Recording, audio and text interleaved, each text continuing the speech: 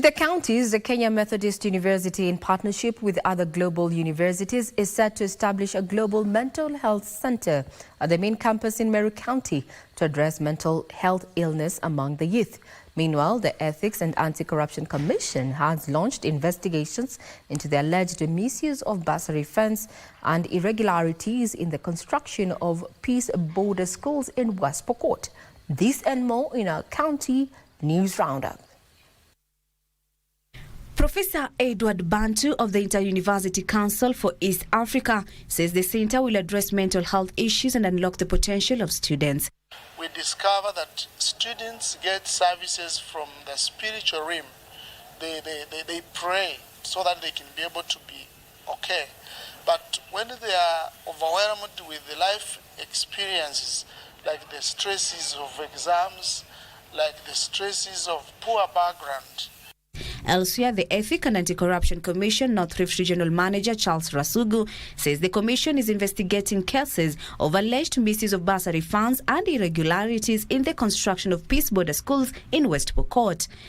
We need a proactive way of reducing the chances of those investigation cases coming up so that we are able to prevent it and the resources of Mwananchi go to where it is needed for the purpose of serving the public. Meanwhile, representatives from various ministries of health and national HIV programs in Africa have adopted a raft of strategies that will be used in the war against HIV and AIDS in the continent. Upon re-engagement, a lot of times they present with advanced HIV disease. In 2022, we had 18,000 AIDS-related mortality, majority of whom was caused by TB, followed by cryptococcal meningitis.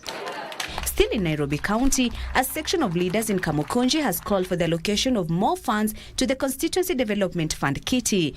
Tunahitaji budget zaidi kwa shule za Kenya za Nairobi. Kwa mfano shule zetu zina wanafunzi wengi sana. Nairobi ina watu 5 milioni. Eneo la Kamukunji peke yake ina watu 500,000. Kwa hivyo nafasi za shule za serikali hazitoshi. Tunahitaji kupanua shule zetu. Finally, residents of Ndonyo Township in Kinangop constituency, Nyandarua County, have raised money to construct a section of a road that was left unattended by a local contractor. Hatutakubali tena kuona town yetu kama haipitiki. Na ndio tumeamua sisi wenyewe tugharamie na tukachangana pesa ndio.